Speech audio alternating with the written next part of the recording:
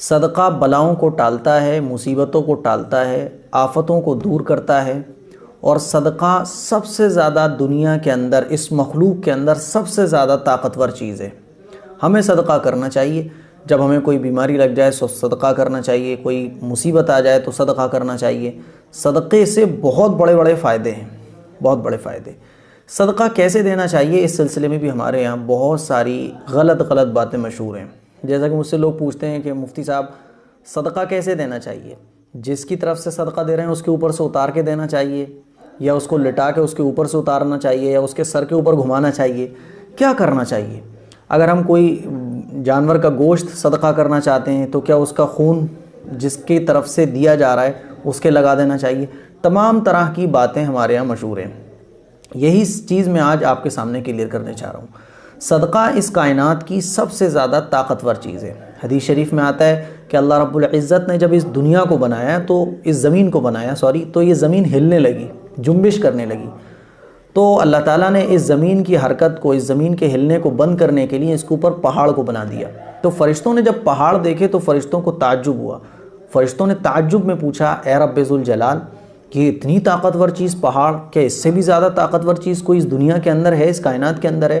तो अल्लाह ने कहा कि हाँ, लोहा जो है वो इन पहाड़ों से भी ज़्यादा ताकतवर है, क्योंकि लोहे के ज़रिए बड़े बड़े पहाड़ भी तोड़े जा सकते हैं।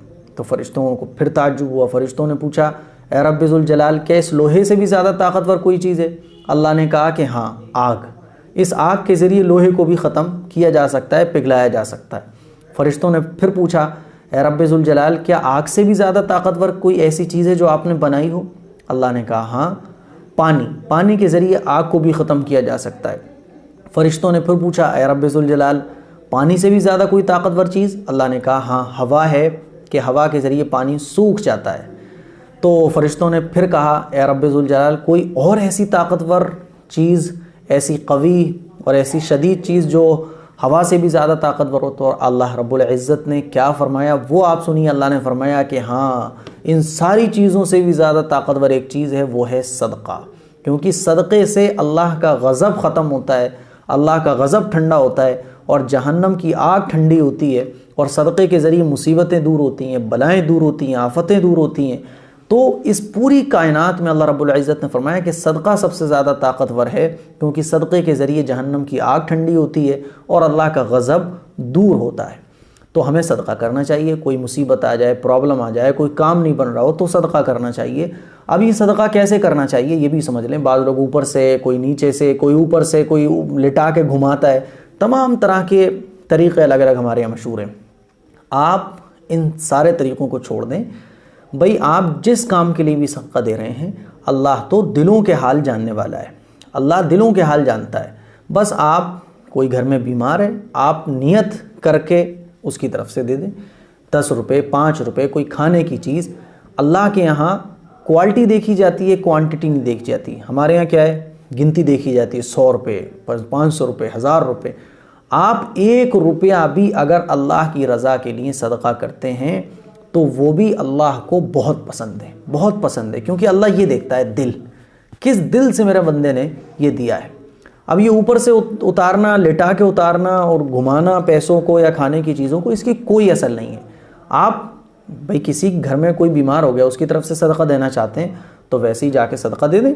दिल में इरादा ये होना चाहिए कि अल्लाह, ये मेरा बेटा बीमार है या मैं बीमार हूँ, या अपनी इस बीमारी को दूर करने की गरज से मैं ये सदका तेरे रास्ते में दे रहा हूँ, बस हो गया सदका।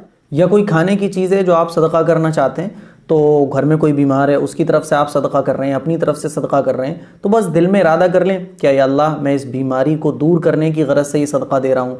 या कोई मुसीबत घर पे आ गई है, आपके ऊपर कोई मुसीबत आ गई है, परेशानी आ गई है, तो उस परेशानी को दूर करने की नीयत से आप वो खाना गरीब को दे दें, तो बस नीयत काफ़ी है। ये उतारना और घुमाना इसकी कोई ज़रूरत नहीं है।